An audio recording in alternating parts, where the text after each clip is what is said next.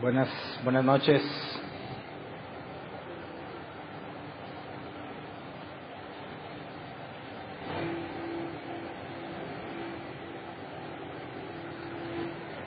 Ok, vamos a Efesios 4:12, por favor.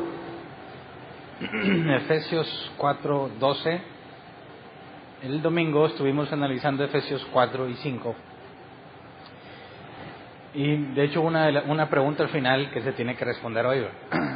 Vimos el sinergismo en la santidad. Somos monergistas en la salvación, sinergistas en la santidad. Monergismo significa obra de uno solo, sinergismo obra de dos o más. En cuanto a la salvación, Dios decide bajo su soberana voluntad, eligió antes de la creación del mundo, Él solo. Pero en la santidad vimos que Pablo nos dice que debemos esforzarnos por no mentir, por parecernos cada vez más a Jesús, de manera que hay sinergia en el proceso de santidad de cada uno de nosotros. Nosotros hacemos una parte y Dios pone el querer como el hacer. La motivación, las ganas de hacerlo vienen de parte de Dios. Lo que las circunstancias pueden presentar está controlado por Dios, pero nosotros debemos hacer nuestro máximo esfuerzo por parecernos cada vez más a Él, y vimos que era por amor. La idea no es que lo hacemos por una recompensa, como lamentablemente muchos cristianos piensan. No lo hacemos con el objetivo de ser bendecidos. Yo sé que no tiene nada de malo querer ser bendecido, pero si nosotros nos esforzamos en parecernos cada vez más a Jesús, no lo hacemos por la idea de que vamos a recibir bendición. No lo hacemos tampoco por la idea de que en la próxima vida, en la resurrección, vamos a recibir mayor recompensa. Tampoco es nuestra motivación. Nuestra motivación es el amor. Dios me ha amado a mí, así que yo lo amo a Él, y por amor pongo todo de mí, muero a mí mismo con tal de agradarle. Entonces la idea es que el domingo nos enfocamos en analizar la responsabilidad individual de la santidad, y el día de hoy es enfocarnos en la responsabilidad colectiva como iglesia. Por eso no toqué estos pasajes el domingo. Así que vamos a Efesios 4:12, porque la idea es que nos enfoquemos en cómo Dios espera que nos esforcemos desde el punto de vista de una iglesia, de una congregación. Dice Efesios 4:2 en Nueva Versión Internacional: a fin de capacitar al pueblo de Dios para la obra de servicio, para edificar el cuerpo de Cristo. Así se llama el tema, edificar el cuerpo de Cristo. Así que una cosa es que yo me prepare en lo individual, y otra cosa es que yo ayude a los miembros de la iglesia. Qué bueno que todos nos tomemos muy en serio nuestra responsabilidad individual, pero si no haces la parte colectiva, de nada sirve. No es posible, bíblicamente hablando, que un creyente verdadero solo piense en sí mismo para parecerse más a Jesús y que no le importe a los demás. Es antibíblico esa idea. Todos aquellos que dicen, mira, pues yo creo en Dios y no necesito ir a una iglesia porque Dios está en todas partes, obviamente no han leído la Biblia, ¿verdad? O estas partes fundamentales. Es imposible que haya cristianos llaneros solitarios que andan solos, ¿verdad? Y que dicen, no, lo mío es evangelizar, así que yo no necesito congregarme para que el trabajo esté allá afuera. No, es un gravísimo error, porque aún los evangelistas están para edificar el cuerpo de Cristo, pero hay que entender a qué se refiere y cómo es que nosotros tenemos responsabilidad en esto. Entonces, cuando Pablo dice que Jesús constituyó los ministerios, apóstoles, profetas, maestros, evangelistas, pastores, nos dice que hay un objetivo en específico. Vamos a Efesios 4, desde el 11 y 12, para ver la parte completa. Dice, Él mismo constituyó a unos apóstoles, a otros profetas, a otros evangelistas y a otros pastores y maestros, a fin de capacitar al pueblo de Dios para la obra de servicio, para edificar el cuerpo de Cristo. Y aquí, en el versículo 12 en específico, lo vamos a analizar en el original para entender qué pasa cuando los ministerios, por así como se les llama a estos 5 aquí nombrados, cuando estos trabajan en lo que deben de trabajar, tiene que haber una consecuencia, se cumple el objetivo. Así que Cuando dice que Jesús constituyó, en el versículo 11, Él mismo constituyó, la palabra es didomi, que se traduce como dar, otorgar o poner. Dios puso apóstoles, profetas, evangelistas, pastores y maestros, o Dios otorgó que algunos fueran apóstoles, profetas, evangelistas, otros pastores y maestros. Y dice que el objetivo es capacitar. Y aquí la palabra capacitar es el griego katartismos, que según la concordancia Strong se traduce como preparar o equipar. Pero hay un diccionario que me gusta mucho la definición que hace. El diccionario es Helps. Se traduce como ajuste exacto que permite que partes individuales trabajen juntas en el orden correcto. Otra vez, cuando habla de capacitar, habla de hacer un ajuste exacto que permite que partes individuales trabajen juntas en el orden correcto. Y esa es la parte que beneficia a la iglesia. Si nosotros en lo individual nos enfocamos en nuestra santidad, Dios instituyó medios por el cual lo que individualmente hagamos va a trabajar en conjunto. De manera que un creyente que solo esté trabajando en lo individual no puede ser parte de la iglesia porque no está dentro del ajuste que tiene que presentarse en la vida de todo creyente para que podamos trabajar en conjunto con los demás. Así que un creyente, alguien que se dice cristiano, que nada más viene a sentarse, no está haciendo la parte que le corresponde. Ahora, hay procesos, ¿verdad? Una persona que es recién convertida no puede ponerse a servir inmediatamente. La Biblia nos dice que los diáconos no deben de ser neófitos para que no caigan en la misma condenación que el diablo. Así que no puedes poner a trabajar inmediatamente una persona que acaba de nacer de nuevo porque tiene mucho que aprender.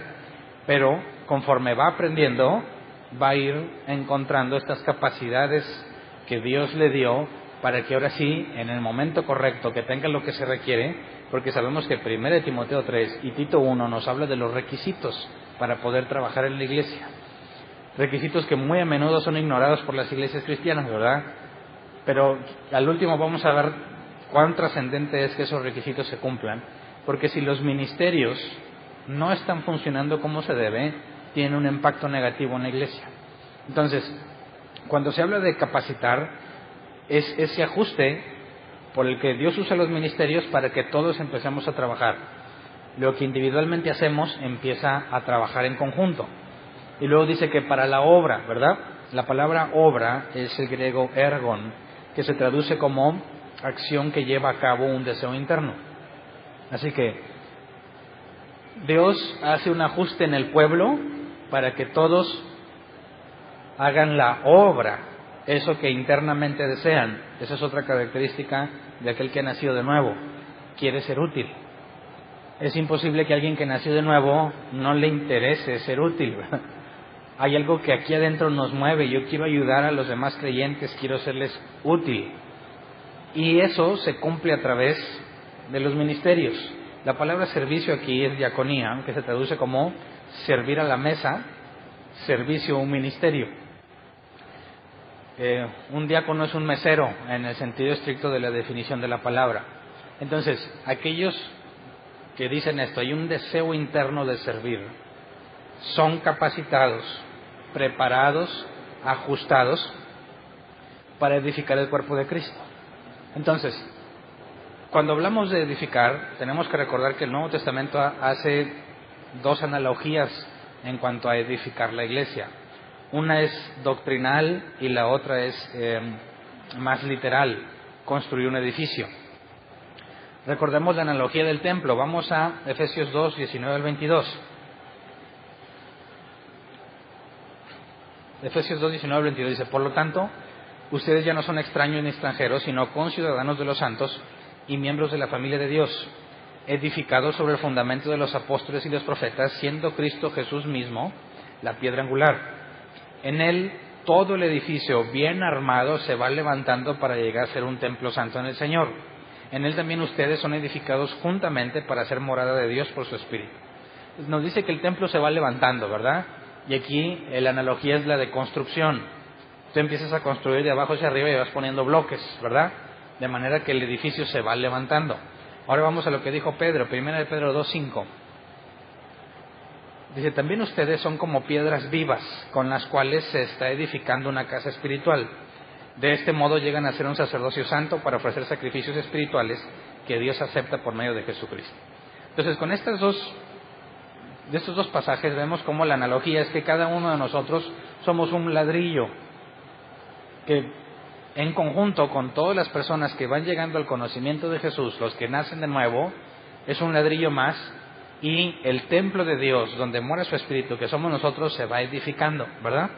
Entonces, por medio de los ministerios, ¿a qué se refiere con que edifica la iglesia? ¿Qué implica que los ministerios que capacitan para la obra de servicio edifican la iglesia? Para que la iglesia sea edificada necesitas traer más bloques. Entonces, para que una iglesia crezca, ¿qué se requiere según Pablo?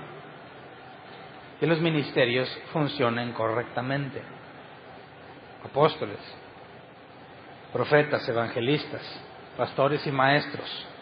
El crecimiento de la iglesia, que los bloques se agreguen para que sea edificado, depende de que estos funcionen correctamente.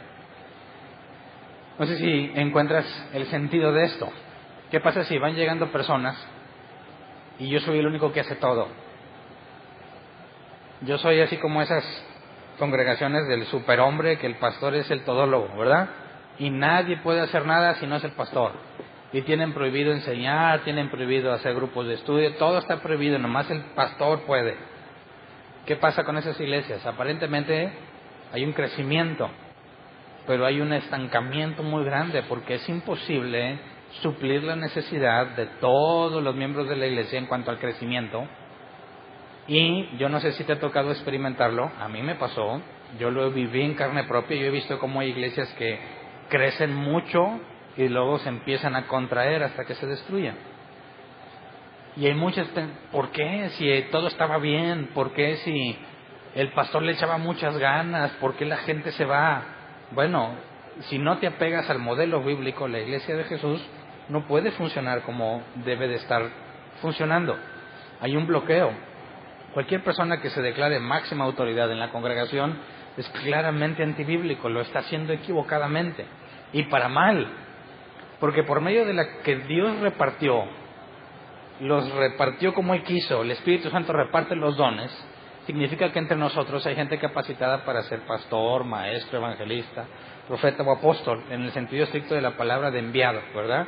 Nunca podríamos pensar en establecer la iglesia o una congregación en otro lugar si no hay ningún enviado por Dios. No estoy hablando de los apóstoles modernos, ¿verdad?, que se dan la máxima autoridad. Estoy hablando de los que Dios ha enviado con una obra en específico. Entonces, cuando Dios en su sabiduría lo reparte, claramente nos está diciendo que no es uno el que hace que la iglesia permanezca. No es uno el que hace que la iglesia crezca, sino que lo repartió entre todos los miembros. Tiene que haber, y ahorita vemos el pasaje donde nos asegura que tiene que haber pluralidad a la hora de servir. Sin esa pluralidad no va a ser edificada la iglesia, en el sentido de que se vayan agregando los bloques que corresponden, aquellos que ya enseñó Pablo que fueron elegidos. Entonces, si nosotros, nuestra visión es poder serle útil a Dios, necesitamos ser un medio por el cual aquellos que Él ha elegido vengan al conocimiento de su palabra, sean equipados, se les dé lo que se requiere para que se pongan a servir. Y al momento de poner a servir, entonces, cuando lleguen más personas, la necesidad que tienen en cuanto al conocimiento de Dios y la leche espiritual, y luego ir madurando a la carne, el alimento sólido del que también habla Pablo, entonces vamos a ver que hay un crecimiento en la iglesia. No me refiero necesariamente en cuanto va a ser un número exponencial, sino que tú puedes determinar, si el objetivo de Jesús es que el Evangelio se dé a conocer en el mundo, ¿qué esperarías que pase con las congregaciones? ¿Que se queden siempre igual o que crezcan? Obviamente que crezcan. Entonces, pensar en el crecimiento es algo peligroso, ¿verdad? Porque ha provocado que muchos se desvíen, incluso bien intencionados.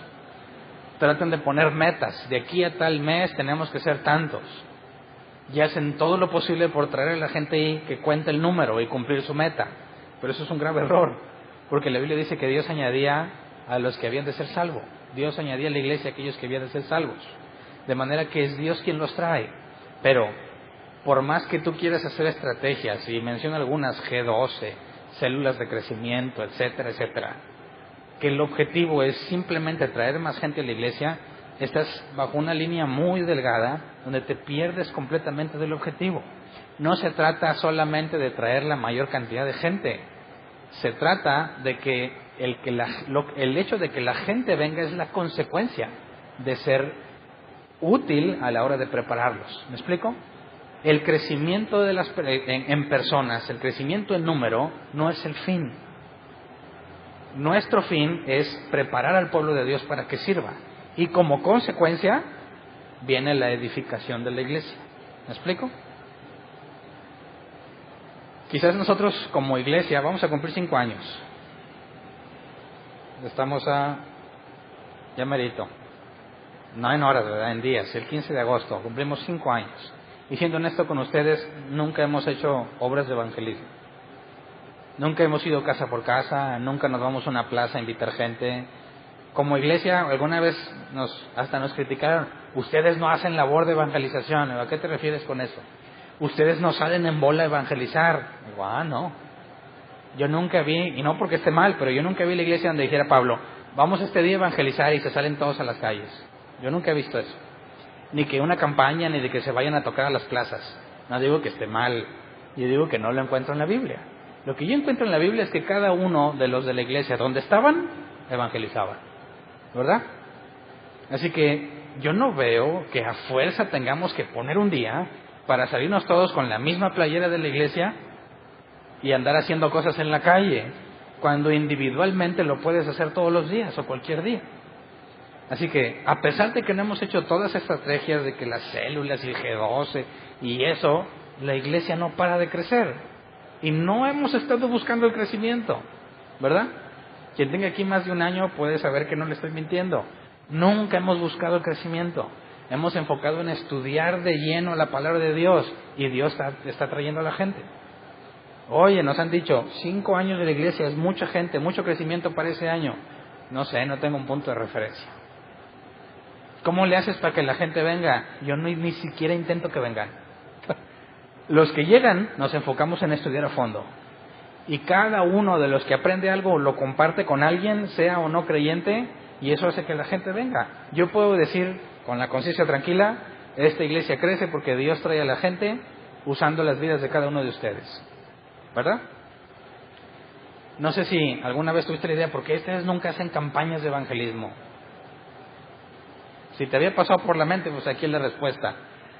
No nos interesa el crecimiento en número, ese no es el fin. El fin es, como dice la Escritura, capacitar, ajustar a las personas para que sirvan, bíblicamente hablando, que empiecen a servir.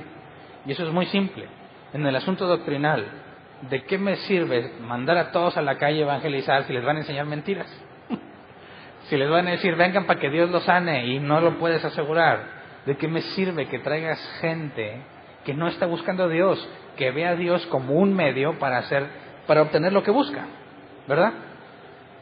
Quiero que me sanen, o que sanes a mi familiar, o que me des un trabajo, que arregles mi vida, que arregles mi matrimonio, etcétera, etcétera. No vienes buscando a Dios, ves a Dios como un medio para lograr lo que quieres.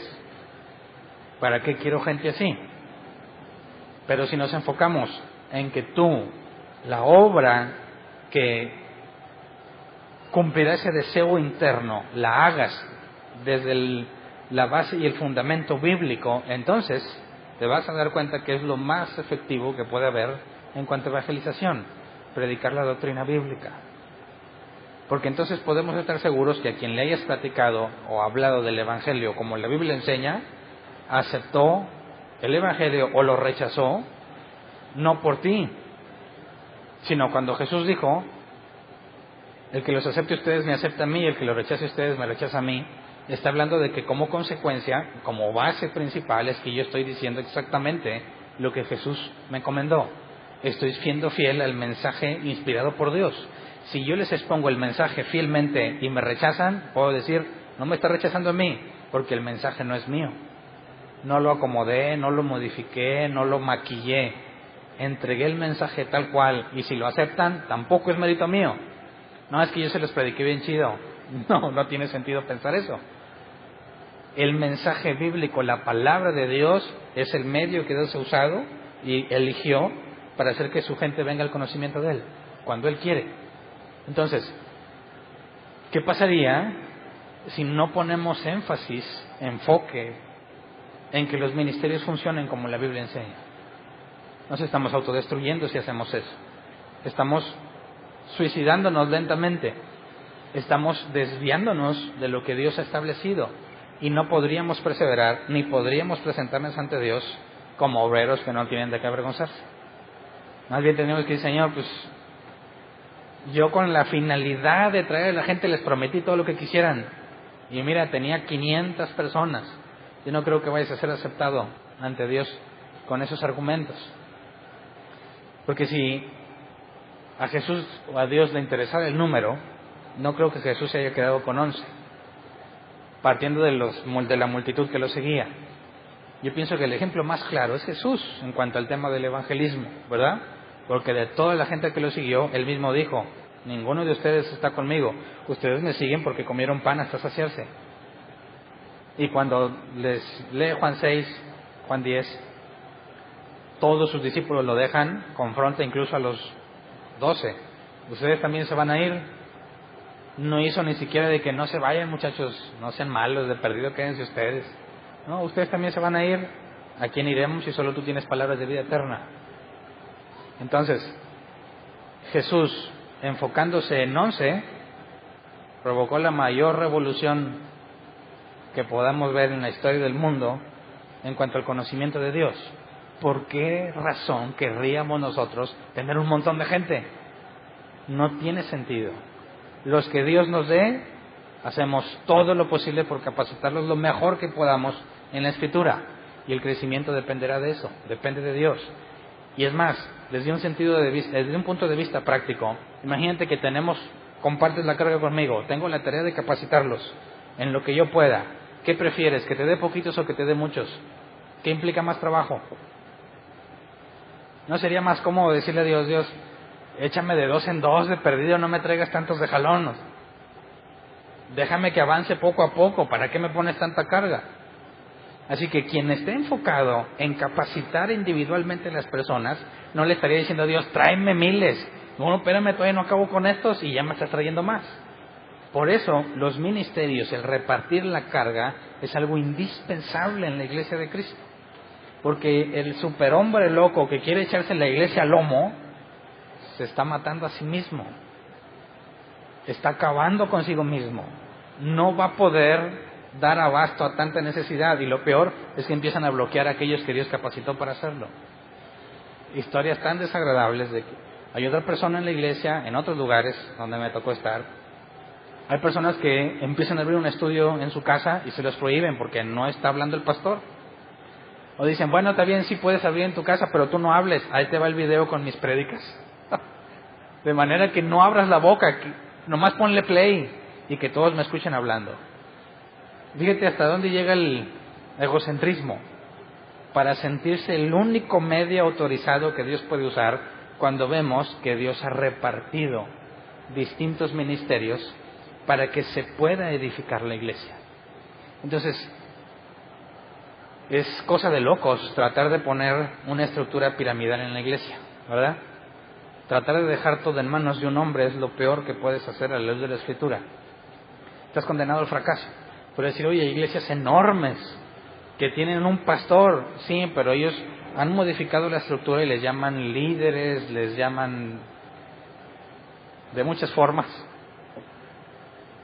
Simulan este comportamiento y luego el de medio arriba ya no hace nada, ¿verdad? Llega el momento en que tiene tanta gente a su control que nomás se dedica a supervisar y ya no se ensucia las manos. ¿Se acuerdan cuando Moisés y Jetro le aconseja, oye Moisés, tienes tanta gente, todos quieren hablar contigo, organízalos? Ese esquema va a poner control entre mucha gente, pero ese esquema no es el que propone Pablo en la carta a los Efesios. No estamos hablando de una estructura piramidal para que el líder esté menos ocupado y pueda hacer cosas mejor o las más importantes. Estamos hablando de una base, fundamento común, donde todos son iguales, con distintas responsabilidades, pero todos son iguales ante Dios. Ninguno tiene por qué estar descansando mientras los otros trabajan. Cada uno tiene que estar trabajando en la parte que le corresponde. Y en conjunto son beneficiados los miembros de la iglesia y empieza a ser edificada la iglesia de Cristo. Leamos el versículo 13, Efesios 4:13. Dice, de este modo, o sea, basado en los ministerios que capacitan para la obra de servicio, para que la iglesia de Cristo sea edificada, de este modo todos llegaremos a la unidad de la fe y del conocimiento del Hijo de Dios, a una humanidad perfecta que se conforma a la plena estatura de Cristo. Es decir, ¿se acuerdan que dijimos que Dios hace la obra en nosotros y nos lleva hasta el día en que lleguemos a ser igual a Cristo? Mientras estamos en este cuerpo nunca vamos a acabar. El punto final es cuando se te da el cuerpo nuevo, el cuerpo glorificado del cual habla la Escritura. Entonces estás en la misma naturaleza que el cuerpo resucitado, el cuerpo glorificado de Jesús. No estamos diciendo que te vas a convertir en Dios, ¿eh? Cuando dice que lleguemos a la estatura de Cristo es en el cuerpo glorificado que tiene. Entonces, para que no piensen que enseñamos lo mismo que los mormones. Los mormones dicen que un día vamos a llegar a ser todos como un Jehová, se te va a entregar tu propio mundo y pues tú vas a salvarlos. Eso no tiene nada que ver con lo que estoy diciendo yo. Cuando lleguemos a la estatura de Cristo implica al cuerpo glorificado que Jesús recibió después de resucitar. Entonces, es por medio de los ministerios que llegaremos a la unidad de la fe. Pero la pregunta sería, que no lo hemos leído, es ¿cuál es la unidad de la fe? La palabra unidad en griego es uno. Tiene que haber, o llegamos a una sola fe. ¿Cuál sería la unidad de la fe a la cual tenemos que llegar? Para empezar, la palabra dice la unidad de la fe y del conocimiento. Leamos lo que conocimiento es, epignosis, el griego. Se traduce como conocimiento obtenido por experiencia en una relación. Epignosis, conocimiento obtenido por experiencia en una relación. Entonces, el epignosis del Hijo de Dios implica que lo vas a conocer porque te relacionas con Él, ¿verdad? No necesariamente algo meramente intelectual. Es decir, no, ya leí mucho la Biblia, ya lo conozco. Aquí nos está hablando de una relación. Si lo que aprendes de la Biblia no lo aplicas, de nada sirve. Pero lo que aprendes de la Biblia, lo aplicas, te va a meter en muchos problemas, situaciones, dificultades, también otras que son muy gratificantes, pero todas esas experiencias, tú vas a ver cómo Dios tiene el control de todo y te vas sacando de unas, metiéndote en otras y empiezas a conocer a Jesús, empiezas a conocer cómo es, empiezas a entender cómo trabaja en ti y empiezas a desarrollar una mayor confianza en Él. Es imposible que alguien, cuando recién convertido, dice yo tengo plena confianza en Cristo. No es cierto. Es como un adolescente que dice que está enamorado. Entonces tampoco. No puedes tener idea de lo que es el amor. Tienes una vaga aproximación por lo que ves en las películas. Pero hasta que lo vives, lo puedes comprender. Tú puedes decir, yo confío en Cristo. Bueno, dime en base a qué confías a Él. No, pues porque he leído la Biblia, no es suficiente. Esto habla de una relación con Él. Y para relacionarme con Él implica que en mi vida van a pasar un montón de cosas, agradables y desagradables, que me llevan a conocerlo. Entonces, cuando pasamos por situaciones difíciles, no están diseñadas para que te desesperes, pierdas la calma y te vayas de las cosas de Dios. No, están diseñadas para que veas cómo Dios obra en esas situaciones. Y una vez que sales de una que pensabas que era la más grave, cuando venga otra vas a decir, bueno, pues ya me pasó una, espero que esta no sea tan grave. A veces Dios te permite otras más graves, pero las experiencias que vas acumulando desarrollan un nivel de confianza mayor. ¿Cómo se habrá sentido Pablo la primera vez que lo apedrearon? ¿Qué habrá pensado de Dios? Quizás pudo haber pensado, pues ya, a que hasta aquí llegué, me van a matar, porque la gente no deja de apedrear a alguien hasta que está muerto. Y se nos dice de una vez que fue apedreado, pensaban que estaba muerto y lo dejaron, ¿verdad? Luego se acercaron los discípulos, Pablo se levanta, se sacude y sigue. De manera que, no sé si será la primera vez, pero te aseguro que la segunda o tercera vez que lo apedrearon, no pensó que necesariamente hasta ahí iba a llegar. A decir, mira, esto ya me ha pasado, ¿verdad? Así que, ¿me van a apedrear otra vez? Ya me apedrearon una vez, Dios me libró, quizás ese sea mi último día, quizás no. Luego, si después detectas una especie de hábito de que te apedrean varias veces, pues ya dejas de pensar que es tu última vez. Sabes que, como ya te ha pasado varias veces, seguramente esto es una más. Y tu nivel de preocupación y ansiedad para nada sería igual que la primera vez. Ahora, es un caso muy extremo de las apedreadas, ¿verdad? Pero nos dice Pablo que naufragó varias veces. El mismo caso, quizás la primera vez que naufragó se debe haber sentido muy mal, pero la tercera o la cuarta ya no es igual, porque sabes que Dios te ha sacado ya de ese tipo de situaciones. Entonces, digo todo este tipo de ejemplos malos y desagradables porque quiero que entiendas que el asunto de tener una relación con Dios no significa que vas a sentir bien bonito y que vas a sentir que la presencia baja y que te pones a temblar y que se te pone la piel chinita. No necesariamente tiene que ver con eso. Algo de eso te puede pasar. Pero según leemos, no hay ninguna descripción de ese tipo que garantice que así fue como los creyentes conocieron a Dios. Más bien, por medio de la persecución. Y dice Pablo, que arriesgó su vida por mí, que ha corrido peligros por ellos, Ananías y Zafira que han puesto su vida en peligro. Te fijas cómo hace referencia a cosas negativas o desagradables, que lo usa como una credencial para decir estos son de Dios, porque nadie en sus 5 sentidos seguiría trabajando para Dios después de lo que les ha pasado. Ahora, cuando tú empiezas a trabajar para la iglesia, ¿cómo crees que te va a ir? ¿Vas a todo bien chido, bien feliz? ¿Siempre vas a venir con la mejor de las actitudes a servir? Claro que no. Pero todos esos procesos difíciles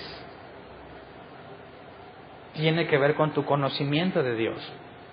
Y luego dice a una humanidad perfecta. Y aquí la palabra perfecta es el griego teleios, que se traduce como algo que ha alcanzado su punto final o completo.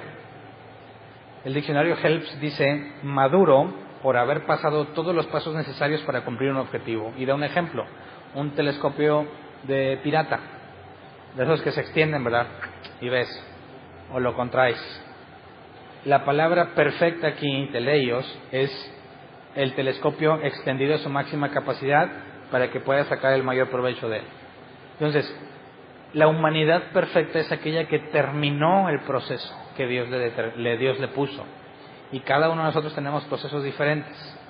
Así que no nos podemos comparar unos a otros en cuanto a nuestro avance porque tenemos distintos dones y distintas responsabilidades. Pero cada uno de nosotros, como dice la Escritura, fiel es Dios, que terminará la obra que empezó en ustedes.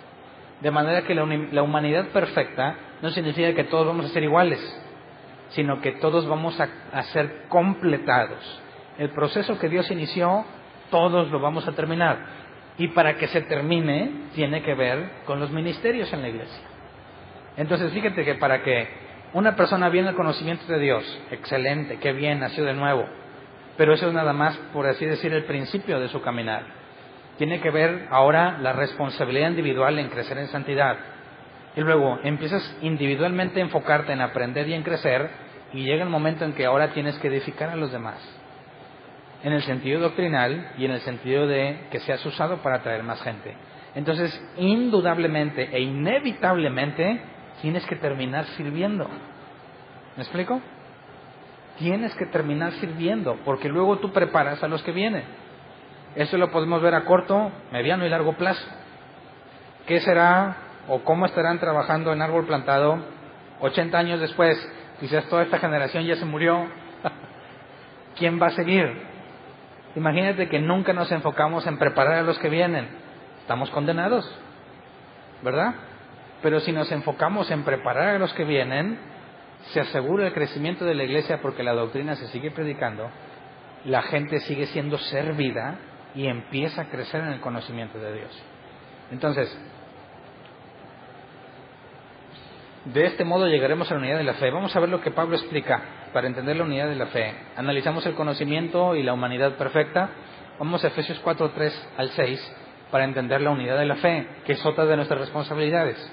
Tenemos que llegar a la unidad de la fe también. Efesios 4, 3 al 6 dice: esfuércense por mantener la unidad del Espíritu mediante el vínculo de la paz. Hay un solo cuerpo y un solo Espíritu, así como también fueron llamados a una sola esperanza, un solo Señor, una sola fe, un solo bautismo. un solo Dios y Padre de todos, que está sobre todos y por medio de todos y en todos. Leamos este mismo pasaje del 3 al 6, pero en la traducción lenguaje actual, por favor. Palabras más simples dice: hagan todo lo posible por vivir en paz, para que no pierdan la unidad que el Espíritu les dio. Solo hay una iglesia, solo hay un Espíritu, y Dios los llamó a una sola esperanza de salvación. Solo hay un Señor, una fe y un bautismo. Solo hay un Dios que es el Padre de todos, gobierna sobre todos, actúa por medio de todos y está en todos. Esto representa un problema. Si solo hay una iglesia, ¿por qué tenemos más de 5,000 denominaciones? ¿Te has puesto a pensar? Eso es un argumento que utilizan mucho nuestros amigos ateos, ¿verdad? Si realmente estás en una iglesia, primero te dicen: ¿y qué te hace pensar que la tuya es la verdadera? ¿Verdad? Hay más de 5,000 y todos aseguran que la suya es la de veras. Y eso nada más entre el cristianismo. Agrégale lo del Islam, agrégale el budismo, agrégale lo demás que quieras. ¿Cuántas habrá? Y todas aseguran que esos son la verdadera. Entonces, ¿cómo cumplimos el hecho de que por medio de los ministerios y de preparar a la gente para la obra de servicio, se edifica la iglesia y así llegaremos a la unidad de la fe? ¿Cómo podemos explicar esta unidad en la fe habiendo tantas fracciones en el cristianismo? Habría que entender por qué, primero, por qué hay denominaciones, ¿no? Y dentro de los cristianos hay muchísimas, más de 5,000. Si tú las analizas, obviamente no las has analizado una por una, analiza las principales, te vas a dar cuenta que las diferencias no son tanto doctrinales, sino prácticas, la forma en la que hacen las cosas. Tendríamos que entender primero cuál es una diferencia doctrinal y qué tantas diferencias doctrinales hay, si son buenas o son malas. Si alguien te preguntara: ¿es bueno o es malo que haya tantas denominaciones? ¿Qué dirías? Cuando Jesús oró al final: Padre, te pido que ellos sean uno, para que el pueblo vea, o los demás vean que son de nosotros, que sean uno como tú y yo somos uno. Y hay ateos que dicen: pues qué rotundo fracaso, porque son más de 5,000 nada más en el cristianismo. Algunos dicen: eso es la prueba máxima de que lo que Jesús dijo no se cumplió. Y si una cosa de la que dijo Jesús no se cumple, entonces no es Dios. Y descartan todo el Evangelio. La idea es cómo podemos asegurarnos de trabajar en la unidad de la fe con tantas denominaciones. ¿Qué podemos decir de nosotros? A ver, ¿de qué denominación somos? ¿Alguien sabe? Yo tampoco. No tenemos denominación. ¿Por qué? Porque no lo veo en la Escritura, ¿verdad? Cuando escribe la carta a los Corintios, ¿qué dijo? Los Corintios bautistas, los Corintios metodistas, los Corintios pentecostales. ¿De cuáles? Corintios, ¿verdad? Por eso somos una iglesia bíblica. Ahora, ¿somos los únicos salvos? ¿Esta es la única iglesia verdadera? Sería un necio quien diga eso. Estaría loco. Es imposible decir yo, porque si tú eres la única iglesia verdadera, ¿qué ha pasado con todos los 2,000 años antes de que se fundara esta? Estás diciendo que todos se perdieron porque no estuvieron en esta, y que todo lo que ha pasado son puros locos que no fueron salvos hasta que llegó Hernán Valdés en árbol plantado y ahora sí ya empezó la iglesia verdadera, como los testigos de Jehová afirman, que ninguno antes de ellos se salvó, nada más a partir de ellos. Y dices: qué gran locura. Entonces, ¿qué onda con Adán? ¿Qué onda con Abraham? Es imposible decir nosotros somos la verdadera y antes de nosotros todos se perdieron. Es una locura rotunda. Entonces, ¿cómo reaccionamos ante todas las denominaciones? Bueno, yo encontré una forma de hacer una diferencia en 3 partes en cuanto a la doctrina que me gustó mucho y la trato de poner en práctica la mayor parte del tiempo. Y es un esfuerzo que tengo como, digamos, en parte individual, que nos beneficia como iglesia, pero la idea es encontrar a otras personas que tengan el mismo fundamento, a otras iglesias o congregaciones. La idea es que hay 3 tipos, en grandes rasgos: doctrina primaria, secundaria y terciaria. La doctrina primaria es, como dice la Escritura, la que tiene que ver con el fundamento de los apóstoles. Vamos a 1 Corintios 3, 11 al 17. Primera de Corintios 3, 11 al 17 dice: porque nadie puede poner un fundamento diferente del que ya está puesto, que es Jesucristo. Si alguien construye sobre este fundamento, ya sea con oro, plata y piedras preciosas, o con madera, heno y paja, su obra se mostrará tal cual es, pues el día del juicio la dejará al descubierto. El fuego la dará a conocer y pondrá a prueba la calidad del trabajo de cada uno. Si lo que alguien ha construido permanece, recibirá su recompensa. Pero si su obra es consumida por las llamas, él sufrirá pérdida. Será salvo, pero como quien pasa por el fuego. ¿No saben que ustedes son templo de Dios y que el Espíritu de Dios habita en ustedes? Si alguno destruye el templo de Dios, él mismo será destruido por Dios, porque el templo de Dios es sagrado y ustedes son ese templo. Entonces, hay un fundamento, lo enseñado por los apóstoles y los profetas, ¿verdad? Cualquiera que edifique sobre ese fundamento,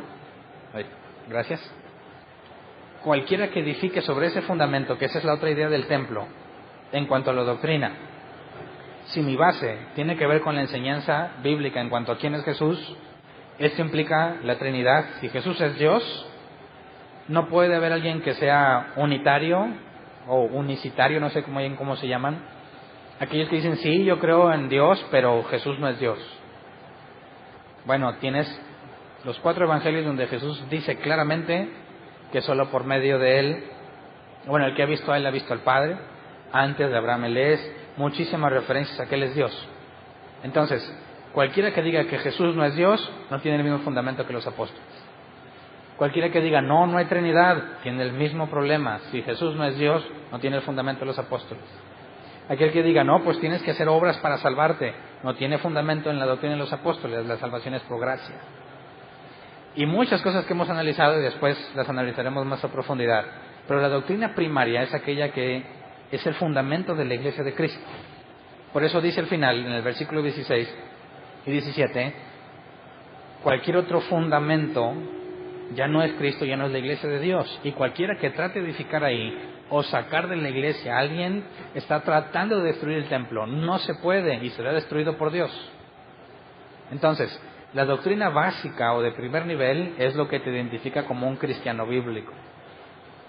La secundaria es aquella que, si tienes la doctrina fundamental, ¿qué haces después de eso? Por ejemplo, aquí dice que unos pueden construir sobre ese fundamento oro, plata y piedras preciosas, y otros madera, heno y paja. Cuando pase por el fuego, ¿cuál va a quedar?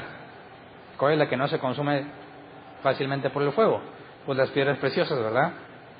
Y el que era madera, heno y paja será consumido. Dice, será salvo, aunque como pasado por fuego. Eso nos da la pauta a la doctrina secundaria y terciaria. Si alguien tiene la doctrina fundamental, la primaria, y es bíblica, yo no le puedo decir que no es creyente y que no forma parte de la Iglesia de Cristo. ¿Me explico? Tendría que reconocer que Dios lo hizo nacer de nuevo y le extendería la mano como hermano. ¿Me explico? Pero, en cuanto a la doctrina secundaria, madera, heno y paja, o plata, oro, piedras preciosas, eso lo va a determinar Dios cuando pruebe nuestra obra. Entonces, yo no puedo discriminar como un no creyente a alguien que tiene el mismo fundamento que yo. Pongamos un ejemplo de doctrina secundaria. La doctrina secundaria es la que impide que nos congreguemos en el mismo lugar. Ejemplo, las mujeres no pueden usar pantalón. ¿Has conocido iglesias así? ¿Podríamos congregarnos en el mismo lugar cuando entre nosotros las mujeres sí usan pantalón? Va a ser muy difícil, ¿verdad? Y no porque nosotros no queramos, sino que normalmente se escandalizan los que no usan pantalón cuando se relacionan con las mujeres que sí usan pantalón. Cosa curiosa, al revés, ¿no? ¿Verdad? Yo no he visto que nadie diga, no usas pantalón, tú no eres de Dios. Nunca he conocido a alguien así. Es al revés, usas pantalón, tú eres del diablo. Y se acuerdan cuando estudiamos a los débiles en la fe, que les es de tropiezo. Entonces no hay ningún problema en que si tienen el mismo fundamento, pero les escandaliza que una mujer use pantalón, vayan y reúnense allá con puros como ustedes. No hay ningún problema. Vamos a vivir en paz. Pero eso no significa que no es un creyente genuino, siempre y cuando tenga la doctrina primaria, ¿verdad? Y la doctrina terciaria, pues es aquella que no perjudica ni evita que nos sigamos reuniendo en el mismo lugar. Ejemplo, tú crees en la pretribulación, midtribulación o posttribulación o amileniarismo. Es decir, me voy antes de la tribulación, me voy a la mitad de la tribulación, me voy hasta que se acabe la tribulación o no va a haber tribulación, que es el amileniarismo. Piensa lo que tú quieras. Nos podremos seguir congregando en el mismo lugar porque no afecta nuestra forma de hacer las cosas. ¿Me explico? Podrá quizás afectar ciertas actividades, pero es terciaria y sería completamente permitido que entre nosotros internamente debatiéramos entre me voy antes, el medio o el final. Lo podríamos hacer sanamente, sin ningún problema. Entonces, de todas las denominaciones que hay, ¿crees que sigue viendo una sola iglesia? Claro, aquellos que tengan el fundamento primario. Lo que le pongan encima, Dios lo va a juzgar. Serán salvos, aunque como por fuego. ¿Me explico? Entonces, entre el argumento, hay muchos, sí. Entre esos hay bastantes que no tienen el fundamento de los apóstoles. Todas las demás que tengan el fundamento de los apóstoles siguen siendo una sola, aunque se congreguen en lugares diferentes y tengan nombres diferentes. ¿Me explico? Por eso no podemos decir, nada más la mía es la correcta. Falso. Bíblicamente, todas las que tengan el mismo fundamento forman parte de la iglesia de Cristo. Las que tengan el fundamento bíblico de la doctrina de los apóstoles, ¿verdad? Entonces,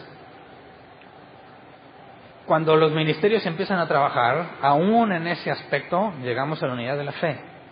Podemos reconocer que entre nosotros puede haber diferencias tolerables sin ningún problema. La gente es capacitada para entenderlas. ¿Me explico? De manera que no sea satanizado. Cuando alguien dice que es lo más clásico que hay, y creo que es mayormente debido a la ignorancia, en esa congregación no está el Espíritu de Dios porque las mujeres están en el pelo corto. ¿Quién se atreve a decir semejante cosa si leyese la Biblia? ¿Está diciendo que Dios va a decidir que no se salva alguien porque se cortó el pelo? ¿A eso reduce el Evangelio? ¿A lo que te pones? Ignorancia a un nivel muy profundo. Pero quizás tenga la base bíblica en cuanto a quién es Jesús y la salvación por gracia. Bien. Así que extenderíamos la mano como hermanos, pero de lejitos, para que haya paz entre nosotros. ¿Me explico? Qué diferente sería si en lugar de que las iglesias compitieran por a ver quién trae más gente, trataran de aplicar esto bíblico, ¿no? No se trata de ver quién tiene más gente amontonada en un lugar. Eso es lo de menos. Se trata de propagar el evangelio bíblico. Y bueno, estamos haciendo esfuerzos con eso y por ahí hay algunos avances que les platicaré más adelante. Entonces, sí podemos cumplir la idea de llegar a la unidad de la fe, ¿verdad? En el nivel primario, en el nivel básico. Luego, vamos a Efesios 4, 7 al 10. Si entendemos el beneficio de los ministerios, lo importante que son para la iglesia, ¿quiénes son los responsables de trabajar y de servir en la iglesia? Dice Efesios 4, 7 al 10. Pero a cada uno de nosotros se nos ha dado gracia en la medida que Cristo ha repartido los dones. Pausa. ¿Quién, basado en este pasaje, quién no tiene la responsabilidad de servir? A cada uno de nosotros se nos ha dado gracia en la medida en que Cristo ha repartido los dones. Todos tienen un don, al menos uno, de manera que todos compartimos la responsabilidad de servir. Pero para que puedas servir necesitas que haya otros más maduros con los requisitos bíblicos que te enseñen la doctrina bíblica para que en determinado momento tú te pongas a trabajar. ¿Me explico? Pero no hay nadie que esté exento de hacerlo. Ningún cristiano puede decir eso no me toca a mí. Dejarías de pasar como auténtico cristiano, te descalificarías a ti mismo si piensas que a ti no te corresponde.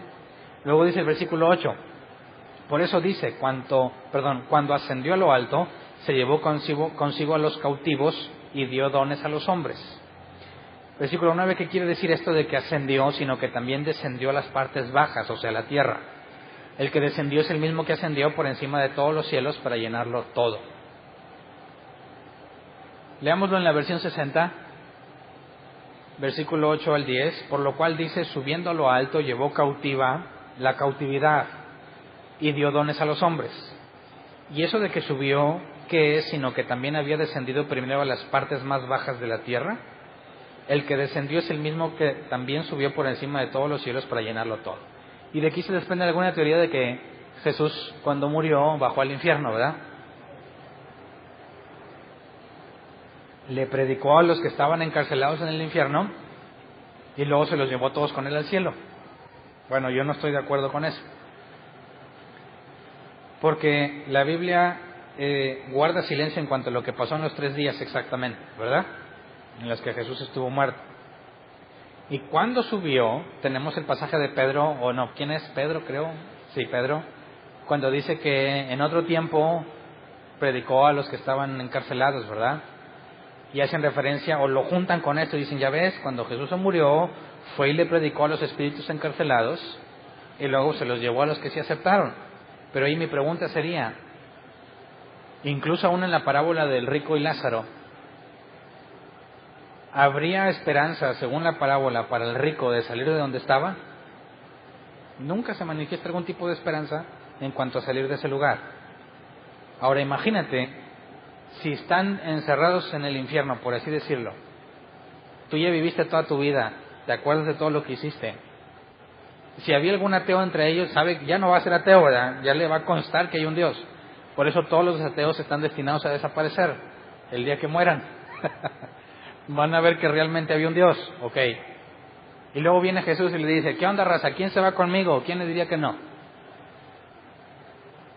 ¿Quién va a querer quedarse ahí atormentado por los siglos de los siglos? A mí se me hace que no tiene sentido. Entonces, ¿para qué hacemos todo esto que la Biblia dice si al final de cuentas se nos va a dar una chance al morirte? Esto se parece a lo que nuestros amigos católicos piensan, el purgatorio. Son universalistas, dicen todos se van a salvar. Unos se van directo al cielo y son los que santifican. Ellos juran que ya están en el cielo. Toda la demás raza como nosotros, al purgatorio. Y según lo malo que hiciste es el tiempo que te vas a quedar ahí. Y ya cuando hayas cumplido tu condena, pues te vas limpiando y ahora sí ya te puedes ir al cielo, de manera que todos se van a salvar. Pero la Escritura no dice eso. Sobre todo en el caso de Judas, este nació para perderse. Si realmente se va al purgatorio y nomás está un rato ahí y luego se va, Jesús no hubiera dicho eso. No hablaría de la perdición. No estaría perdido tampoco, ¿verdad? Estaría detenido un tiempo hasta que cumpla su condena. Así que cuando analicemos el Salmo 68, que es lo que Pablo cita cuando dice, por lo cual subiendo a lo alto llevó cautiva la cautividad y dio dones a los hombres. Vamos a Salmo 68, 16 al 18.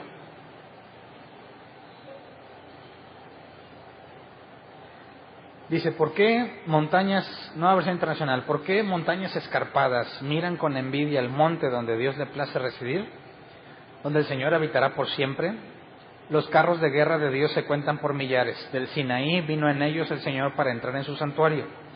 Cuando tú, Dios y Señor, ascendiste a las alturas, te llevaste contigo a los cautivos. Tomaste tributo de los hombres, aún de los rebeldes, para establecer tu morada. Aquí dice que se llevó contigo a los cautivos, y eso hace pensar que agarró a varios, ¿verdad? Y se los llevó con él. Versión 60, Reina Valera 60. ¿Por qué observáis, oh montes altos, el monte que deseó Dios para su morada? Ciertamente Jehová habitará en él para siempre. Los carros de Dios se cuentan por veintenas de millares de millares. El Señor viene del Sinaí, es su santuario. Subiste a lo alto, cautivaste la cautividad, tomaste dones para los hombres y también para los rebeldes, para que habite entre ellos Jehová Dios.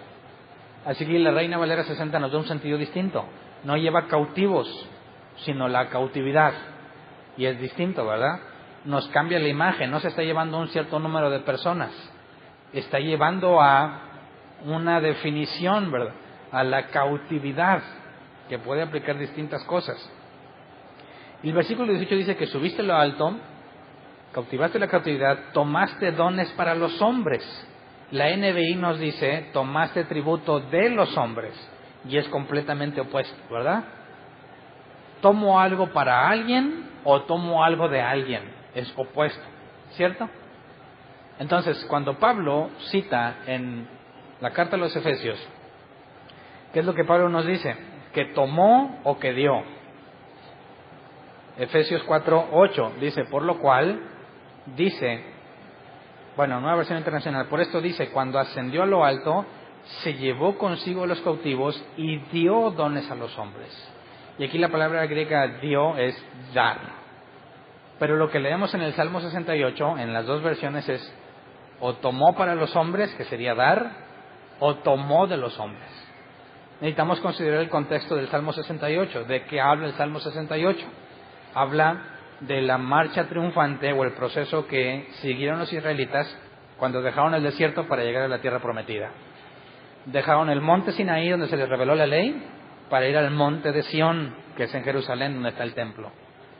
De un monte donde Dios se revelaba nada más con Moisés, al monte de Sión, donde se mostraba el pueblo.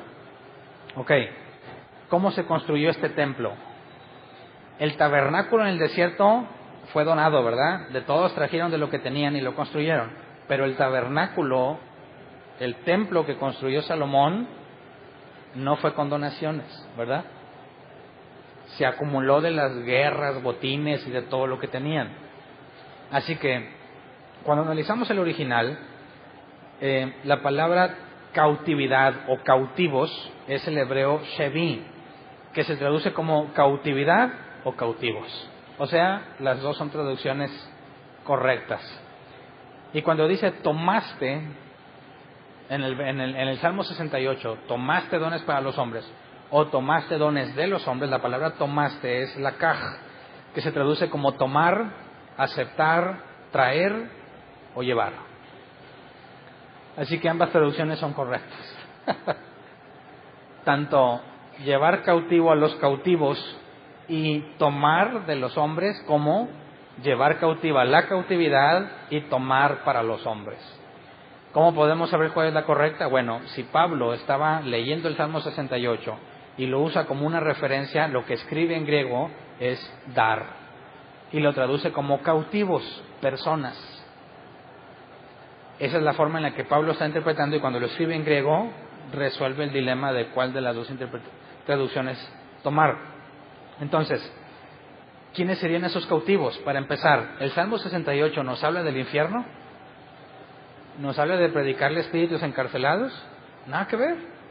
No, en el contexto del Salmo 68 no tiene nada que ver cuando dice, no, mira, sí, se llevó los cautivos, los que estaban en el infierno. Ahí, discúlpame, pero eso ya no tiene nada que ver con lo que la Biblia dice, ¿verdad? Ahí ya es ponerle lo que tú crees a un pasaje cuyo contexto es los israelitas cuando iban a entrar a Jerusalén. Entonces, ¿quién eran esos cautivos? Cuando habla de la salida, pudiésemos interpretarlo como los propios israelitas, cautivos por Dios. Cautivos son esclavos de Dios o siervos de Dios, y los israelitas les servían al Dios de Israel. Entonces no hay ninguna necesidad de decir que los cautivos son los que estaban prisioneros en el infierno, ¿verdad? Contextualmente y exegéticamente de lo que la Biblia dice, no hay ninguna razón para relacionar el infierno con esto. Nos habla de los israelitas cambiando del monte Sinaí en el desierto al monte en Jerusalén donde se construyó el templo. Pero me vas a decir, bueno, pero luego dice que las partes más bajas de la tierra, ¿verdad? Eso está en Efesios 4, versículo 9, dice, ¿qué quiere decir esto de que ascendió, sino que también descendió a las partes bajas, o sea, a la tierra? Dice la NBI. La versión 60 dice, ¿y esto de que subió, qué es? Sino que también había descendido primero a las partes más bajas de la tierra. Bueno, veamos que el Salmo 68 habla de Dios subiendo al monte de Sión, y Jesús utiliza ese salmo para decir que lo mismo pasó con Jesús, nada más que en lugar de subir al monte de Sión, subió al cielo. Y cuando subió al monte de Sión, según el salmo dice que tomó y dio dones a los hombres. Jesús, cuando se fue al cielo, 50 días después, mandó el Espíritu para que diera dones a los hombres. Ahí es donde Pablo hace la analogía del Salmo 68, Dios subiendo y dando dones, a lo que Jesús hizo, subió al cielo y dio dones, ¿verdad? Entonces por eso dice, ¿qué es eso de que subió? Y esto de que subió, ¿qué es? Sino que también había descendido primero a las partes más bajas de la tierra. Entonces nos sigue hablando de la interpretación del Salmo 68. ¿Qué podría ser las partes más bajas de la tierra? ¿El infierno? Otra vez, el infierno no tiene nada que ver. Y una forma de traducirlo, que por eso la NBI dice, descendió también a las partes bajas, o sea, a la tierra. Si Dios, como dice, Dios que no estimó Jesús no estimó ser igual a Dios, sino que se despojó a sí mismo, haciéndose semejante a los hombres, siervo, y vino y fue humillado hasta lo más bajo, y por eso fue exaltado a lo sumo. ¿A qué se referirá o qué podríamos interpretar solo con la Escritura, sin ponerle otras ideas que la Biblia no dice? ¿A qué se refiere con que bajó a las partes bajas, o sea, a la tierra? Por eso dice Pablo, eso de que ascendió implica que también descendió. De la posición en la que tenía, vino a ser como un simple terrenal. ¿Me explico? ¿Creen que aquí habla del infierno? Si queremos ser bíblicos, no podemos sacar de ningún lado el infierno como un lugar al que predicó, y ya más adelante analizaremos lo de Pedro en cuanto a que fue a predicar a los espíritus de los cautivos, porque claramente dice que en los días de Noé, ¿verdad? Entonces, por lo pronto, dice el versículo 10, el que descendió es el mismo que ascendió por encima de todos los cielos para llenarlo todo. Bíblicamente hay una explicación clara, sin tener que meter el infierno de por medio, ni la predicación a los espíritus encarcelados. Nos está diciendo que del Salmo 68, Pablo toma la analogía de que Jesús subió, dio dones a los hombres, y aquel que subió implica que primero tuvo que bajar, y lo usa como un argumento para demostrar que Jesús es Dios. Para que pudiese hacer analogía con el Salmo 68, implica que primero tuvo que descender. Jesús tuvo que hacerse carne en las partes bajas en la tierra, para luego ascender y repartir dones a los hombres. Y eso lo usa como referencia para explicar los ministerios, ¿verdad? Cuando ascendió y el Espíritu Santo viene, el Espíritu Santo otorga al menos un don en todos los hijos de Dios, de manera que todos se pongan a trabajar. Cada uno en su momento, ¿verdad? Efesios 4, 14 al 15. Después de todo esto, de entender los ministerios y todo, nos dice, así ya no seremos niños zarandeados por las olas y llevados de aquí para allá por todo viento de enseñanza y por la astucia y los artificios de quienes emplean artimañas engañosas. Más bien, al vivir la verdad con amor, creceremos hasta ser en todo como aquel que es la cabeza, es decir, Cristo. Entonces, si nosotros nos enfocamos como iglesia en que los ministerios funcionen de acuerdo a lo que Dios dio, de acuerdo a lo que Dios repartió, no en base a mi relación con ellos, como lamentablemente he visto por experiencia propia y por referencias que en otras iglesias, el hijo del pastor, ¿cuál es su destino en la iglesia? ¿Qué va a ser el hijo del pastor? Pastor. ¿Por qué? Si Dios repartió como quiso, ¿puedes decir que es como una monarquía, que los hijos del rey van a ser reyes? No tiene nada que ver. Es más, me han platicado que hay congresos para hijos de pastor y prepararlos para cuando sean pastores, asumiendo que todo hijo de pastor va a ser pastor. ¿De dónde lo sacaron? No tengo idea, porque la Biblia dice que los repartió como quiso. Así que si yo tengo 3 hijos, yo no espero que a fuerza uno de ellos Dios lo vaya a llamar a ser pastor un día. A algo les va a llamar, lo que Dios haya querido, ¿verdad?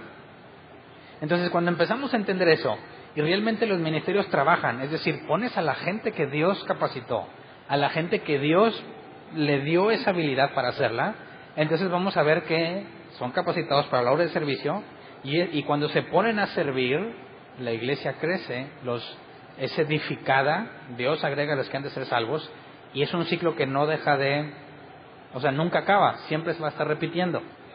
Pero si cometemos el error de decir, mira, tú, como eres mi cuñado, primo, amigo, familiar, tú vas a hacerte cargo de esto, y tú de esto, como yo piense, no tiene caso que los ponga. porque no soy yo quien repartió los dones, ¿verdad? Tenemos que descubrirlo en la persona, saber cuál es su habilidad para ponerla a trabajar en eso que Dios le dio, y entonces estaremos trabajando bajo el modelo bíblico.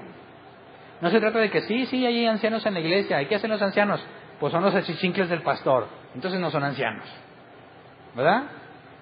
Son achichincles con el título de anciano. Hacen lo que su pastor les dice, y ese no es el objetivo de los ancianos. Los pastores de la iglesia son los ancianos, no uno solo. Entonces, aunque le quieran poner nombre, no, pues tú eres un evangelista y tú eres... Si no es la habilidad que Dios les dio, son farsantes. No sirve. Por eso, cuando alguien se hace miembro de la iglesia y le decimos que tiene que ser capacitado, si tú no sabes cuáles son los dones que te dio Dios, primero tienes que encontrarlos. Y te vas a dar un rol por todas las áreas que tenemos para ver si uno de esos es tuyo. Y cuando digas, se me hace que este es, te empezamos a capacitar en eso en específico. Y si das la evidencia de que eres, de que realmente eso es lo que Dios te dio, ahora sí, leemos Tito, no lo voy a leer ahorita por tiempo, leemos Tito 1 y 1 Timoteo 3, y ahí vienen los requisitos. Entonces, encontraste tu don, estás capacitado y cumples con eso, ponte a trabajar, cuanto antes mejor.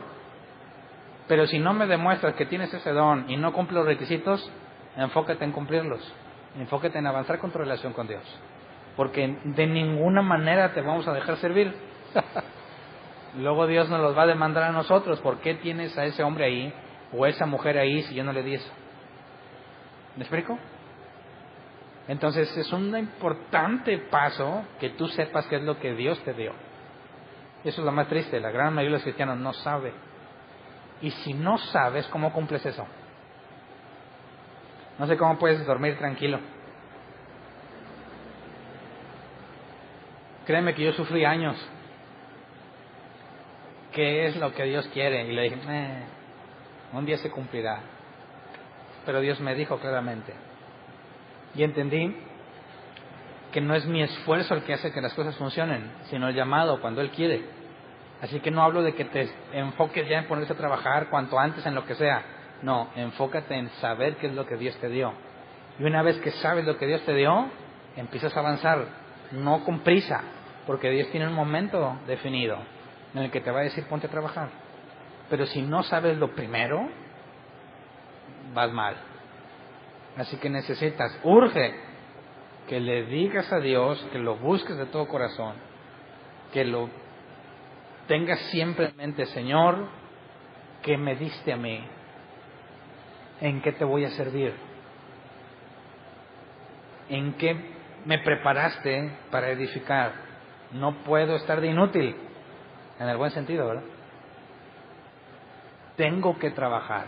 Y si le pedimos algo conforme a su voluntad, no lo va a dar. ¿Tú crees que Dios dice, no, a ti nunca te voy a decir? Claro que no. Así que cada día que pasa y no sepas, piensa, si Dios te llama a su presencia, mueres, y para el muerto no hay tiempo, y de inmediato vas a resucitar, si Dios quiere, vas a ver a Jesús en el cielo y vas a ser reunido con Él, vas a ser llamado al tribunal de Cristo. ¿Qué le vas a decir? ¿Nunca me dijiste, Dios? Va a decir, pues sí, se me pasó, Hernán, entre tantas cosas que tengo que hacer, se me olvidó decirte. Claro que no. Yo no creo que Dios quiera permanecer en silencio en cuanto a lo que te dio. Más bien como que nosotros no mostramos un verdadero interés. Señor, muéstrame qué es lo que tienes para mí, amén. Y ya seguimos nuestra vida. Eso no es interés, ¿verdad?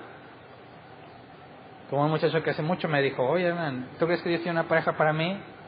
Pues mira, checa cómo consiguió esposa Isaac. Ahí se los dejo de tarea. Bueno, pues que yo ya le oré a Dios que me la dé y no me la ha dado. ¿Cómo puedo saber quién es? ¿Qué oraste? No, pues una vez dije, Señor, dame la que tienes para mí. Amén. Y ya, y no me ha dicho nada. Digo, es que realmente no lo quieres. Realmente no es algo que te interese. Y no que Dios te lo vaya a dar porque te interesa, sino que no tienes la evidencia básica de que Dios te lo va a decir. Es decir, si realmente deseas algo, ¿qué harías con respecto a Dios? Si Dios pone el querer como el hacer, Y hay algo que deseas mucho. ¿Qué tan frecuentemente se lo platicas a la persona que mejor te conoce? Y estoy hablando de Dios. ¿Lo dirías allá cada cuándo? ¿O lo que nos interesa lo platicamos seguido? Ahí está un síntoma importante. Cuando sientes que Dios te mueve, porque este deseo no es algo que nace en mí, es algo que deseo. Y le pregunto a Dios, ¿por qué me has puesto esto? Si no es tuyo, quítamelo. Y si no te lo quita, te aseguro que te vas a encontrar Dios, hablando muy frecuentemente del tema con Dios, y te va a decir. Aquel que dice, Señor, ¿en qué voy a servir? Señor, ¿quién va a ser para mí? ¿Y ya? No, por eso no te dice. No porque está esperando que tú hagas una parte, sino que ni siquiera es útil para ti ahorita. Primero enfócate en más cosas, porque eso no te viene beneficio ahorita. Necesitas ponerte a crecer en tu relación con Dios, en tu conocimiento de Dios, y te aseguro que van a empezar a llegar ese tipo de conocimiento, ese tipo de revelaciones para tu vida. ¿Me explico? Entonces, Efesios 4:16, terminamos esta parte diciendo así: por su acción todo el cuerpo crece y se edifica en amor, sostenido y ajustado por todos los ligamentos según la actividad propia de cada miembro. Aquí hay dos cosas implícitas. No es mérito de nosotros al ponernos a trabajar que la iglesia sea edificada, ¿verdad? Pero mi actividad cuenta. Por su acción todo el cuerpo crece. ¿Quién es su acción? Habla de Jesús. Por su acción todo el cuerpo crece y se edifica en amor. Ok, es Dios quien hace que todo eso pase, pero sostenido y ajustado por todos los ligamentos según la actividad propia de cada miembro. Y ahí está la sinergia, ¿verdad? Dios hace que crezca, como Pablo dijo, uno siembra, uno riega, pero es Dios hay otro cosecha, pero es Dios quien da el crecimiento. Así que cuando nosotros hacemos lo que nos corresponde, según el llamado que Dios te dio y las capacidades que Dios te dio, ese es el medio que Dios usa para que la gente crezca. No eres tú haces la parte que te corresponde, pero es Dios quien hace que eso caiga en la mente de la persona y empiece a crecer y a dar frutos. Así que ninguno puede decir, no, pues es que esta iglesia es así gracias a mí. Claro que no, es Jesús quien hace que el cuerpo crezca. Pero tenemos parte cuando hacemos la actividad propia de cada miembro. Cada uno de nosotros hacemos algo distinto. Así que no todos aquí están llamados a enseñar, no todos están llamados a evangelizar, ni tienes un propósito en específico en algún lugar. Cada quien tiene que encontrar lo que le corresponde. Dios, de seguro, según la Biblia, a cada uno le ha dado. Así que necesitas avanzar en eso para que Dios te muestre. Hacer la parte que te corresponde y Dios hace la suya. Pero no vivas tranquilo, no vivas a gusto, de veras, sin saber. Mínimo que Dios te diga, pues todavía no te voy a decir, por lo pronto no. Te pedí, ya sabes que no estás perdiendo el tiempo, que estás avanzando no por negligencia tuya, o sea, no estás detenido por negligente, sino que no es el tiempo de que lo sepas y sigues con tu vida hasta que llegue el momento. Pero si ni siquiera estás seguro de que Dios ha guardado silencio porque no es tu tiempo, entonces estás siendo muy negligente y no es correcto de un hijo de Dios que tiene que trabajar en su santidad. Así que, ¿qué estás haciendo en la iglesia hoy en día? ¿Nada? ¿Ni siendo capacitado? No vas, estás en pecado, puedes decirlo, estás cerrando al blanco. Dices, bueno, pues estoy siendo capacitado, bien, vas por buen camino.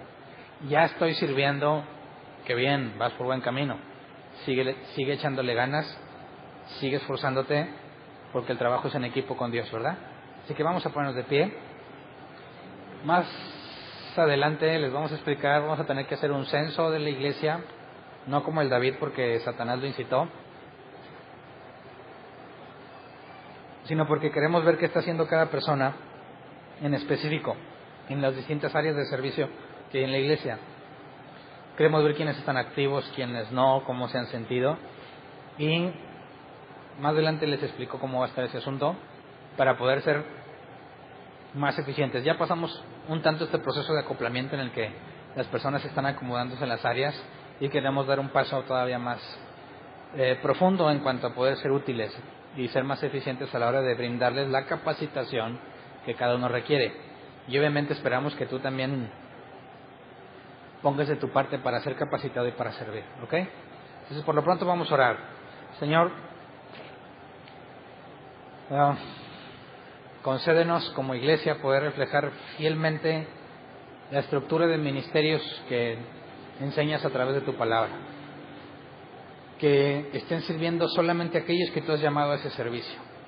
Si alguno de nosotros está confundido y haciendo algo que tú no lo llamaste a hacer, por tu misericordia te pedimos que le abras los ojos, para que pueda cambiar el camino y poder ser útil a tus propósitos y de edificación a la iglesia, enfocándose en aquello que tú le has dado. Si entre nosotros hay personas que no saben cuál es el don que les diste o los dones que le diste, según tu misericordia te pedimos también que se los reveles. Si no es el momento de que ellos lo sepan, Señor, te pedimos que en tu misericordia les reveles que aún no es el momento, pero que no se queden sin saber, que ninguno de nosotros sea negligente en estar seguros de lo que nos has dado, que todos hagamos lo humanamente posible por estar seguros de lo que nos has encomendado, para hacer lo que esté a nuestro alcance en cuanto a nuestra santidad individual y en cuanto a la edificación de la iglesia. Concédenos, Señor, tener siempre presente los fundamentos básicos para poder capacitar a las personas correctamente, para poder distinguir entre uno falso y un verdadero, y que ninguno de nosotros, Señor, se quede sin disciplina. Si los que estamos sirviendo cometemos errores, no nos dejes en el error. Disciplínanos conforme a tu amor y tu misericordia, para que seamos corregidos y que no seamos tropiezo para nadie. Señor, ayúdanos a encontrar a todos aquellos que tienes repartidos en distintas congregaciones que son iglesia tuya, a todos aquellos que tienen el fundamento de los apóstoles. Enséñanos a poder trabajar en conjunto y dejar de lado la idea de competencia o de enemistad entre congregaciones.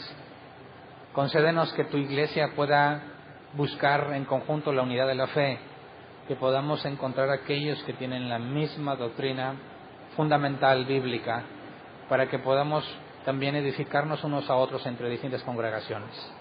Señor, queremos hacer todo lo que esté a nuestro alcance para trabajar como tú lo has determinado, y que podamos tener la conciencia tranquila en cuanto a presentarnos delante de ti como obreros que no tienen de qué avergonzarse porque interpretan correctamente tu palabra de verdad. Que en medio de todo lo que hagamos y lo que queramos hacer, tus planes prevalezcan y se haga siempre tu voluntad, Señor. Gracias. Amén. Pueden sentarse.